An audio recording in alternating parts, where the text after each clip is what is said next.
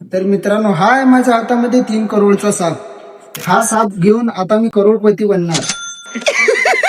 पैसा ही पैसा होगा. असं सर्वांचं एक स्वप्न असते की हा साप आपल्याला जिंदगीमध्ये एकदा आढळला पाहिजे आणि या सापाला आपण विकलं पाहिजे आणि त्याच्यानंतर आपण मालोमाल झाला पाहिजे. याची हाईट बघू शकता तुम्ही.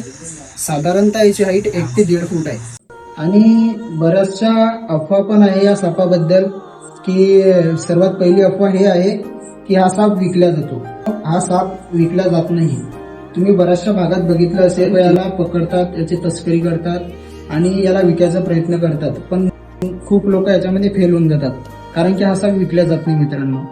आणि तुम्हाला एक गोष्ट सांगतो मी, की मी अनुभवलेलं आहे की जेव्हा हे लोक साप विकायला जातात ते तेव्हा त्याचं वेट बघतात किती आहे. तर कोणी म्हणते 4 किलो आहे, कोणी म्हणते 5 किलोचा आहे, माल आहे आपल्याला पडेल असं तसं, आणि कोटीची गोष्ट करतात. एका करोडमध्ये विकला, 2 करोडमध्ये विकला.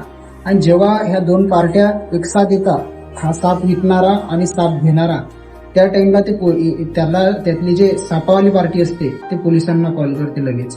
आणि ज्यांच्याजवळ पैसा असते त्यांचा पैसा पण लुटला जातो आणि साप पण हा पोलीस स्टेशनमध्ये दिला जातो मित्रांनो. आणि जे असतात, जे साप घेऊन आलेले असतात, पैसे घेऊन आलेले असतात, त्यांच्यावर कारवाई पण होते आणि साप ज्यांनी घेऊन आला त्यांच्यावर पण कारवाई होते. तर मित्रांनो, अशा अफवामध्ये पडू नका आणि तुमचा जीव पण धोक्यात टाकू नका, नाहीतर तुमच्यावर पण केस होईल आणि 12च्या भावात जासाल. तर माझं एवढंच म्हणणं आहे तुम्हाला, या सापाला तस्करी करायचं म्हणजे काम तुम्ही करू नका. हा साप अतिशय दुर्मिळ साप आहे.